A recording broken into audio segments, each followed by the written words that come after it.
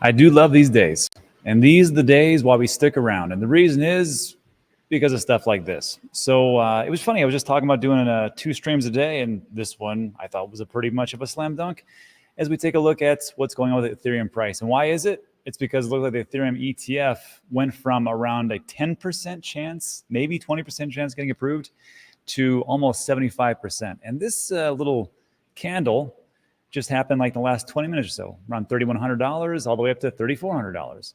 And we can see that ETH has been, it looks like it's one of those projects that is just going quite straight up. And again, I got to love these times because, again, these are the times that it's fun to be around and actually in the market, dollar cost averaging, just sticking to what we thought would actually happen. Eventually, things go up. So the reason is, why is this? You're probably asking this, and it's because of, it's between 2 guys. And this is Eric Balchunas, and he is a senior ETF analyst for Bloomberg, the one that called it for the Bitcoin ETF. And he said, look, this is what's going on, an update. Jay Seif, and of course, he's also from Bloomberg, also called the Bitcoin ETF approval correctly. We're both increasing our odds of spot Ether ETF approval to 75%, up from 25%. And the reason was they're hearing chatter this afternoon that the SEC could be doing a 180 on this, increasingly a political issue. This is what it comes down to. To me personally, it's a political issue. We are in that year. We are going to see a presidential election. Super Tuesday, of course, the first Tuesday in November is right around the corner. It is between Trump and it is between Biden. And Biden is losing votes. And the reason why he's losing votes is for a whole host of reasons. I don't want to get political. That's pretty much what we have here. It really comes down to who wants to be a crypto positive president or presidential persona. So he states, so now everyone is scrambling, like us, everyone else assuming they'd be denied. See Nate's tweet below for probably the order of events. But again, we're capping at 75% until we see more as far as filing updates. And this is Nate Garassi, I think I said it right. And he was president, or still is the president of ETF Store, host of ETF Prime, co-founder of ETF Institute. So if anybody that knows about ETFs, it would be Nate. And what he says here is this: SEC decision deadline this week on spot ETH ETFs. SEC must approve both 19B4s, exchange rule exchanges, and S1s, registration statements for ETFs to launch. Technically possible for the SEC to approve 19B4Ss and then slowly play the S1s, especially given reported lack of engagement here. Thank God, Gronky.eth, I don't know who this person is, but thank you, Gronky, for laying this out of what the heck that means. Here's what it means. SEC is reviewing application for ETFs, which are a type of investment fund that holds assets like stocks, commodities, in this case, cryptocurrency, and trades on stocks. We know that.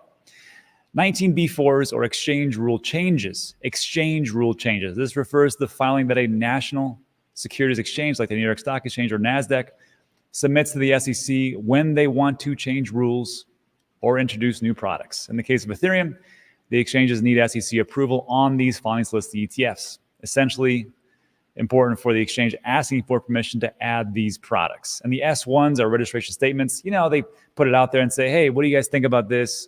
We would like to get your feedback. And they just pretty much deny, or just, kick the can on the road, waiting for people to put these statements forward so they can actually approve or deny. So the decision process, the SEC must approve both the 19B4s and the S1s for the ETFs to be legally sold to the public. However, SEC has a time frame, 45 days, which can be extended by 240 days, which ends this week, to make an initial decision on the 19B4 filings. If they approve the rule change, it technically allows the ETFs to be listed on exchanges. But without the approval of the S1s, the ETFs cannot be legally sold. The potential for delay, even if the 19B4 is approved, the SEC could slow play the approval of the S1s. What all it says is this: because of the politics, because of what's going on, especially with that Bar 109, which passed through the Senate, which really wasn't supposed to pass through the Senate, was actually approved 60-38. And now is headed to President Biden's desk to be either approved or vetoed. It's looking more positive. They may actually approve it. So there's, on that point, you had a lot of, not just the Republicans, but the Democrats pushing that through in the House and the Senate. And now this ETF comes through, and maybe it's just a realization that, you know what, this is a losing battle. Elizabeth Warren is on the wrong side of history. Gary Gensler is on the wrong side of history. A lot of people that want crypto and digital assets to flourish, we did not want to have the United States left behind, which I've been complaining about for I don't know how long. It's time to get your head out of your A and start to realize that this is what the people want. If you want to commit political suicide, go right ahead. You can deny all these things, but have fun being a one-termer as far as a president. Then they're going to go this route. I could be wrong. This is just how I see it. Let me know what you think in the comment section. And that's it for today. I'm not going to go forward on this one.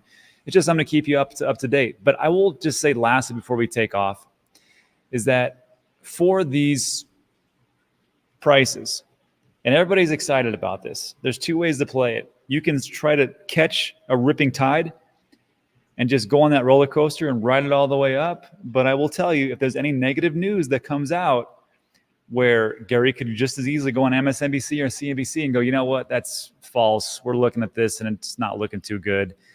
Or it could be denied. And then once it gets denied, or if it does, which I think would be personally, like I said, not a great look for politics on the Democratic side.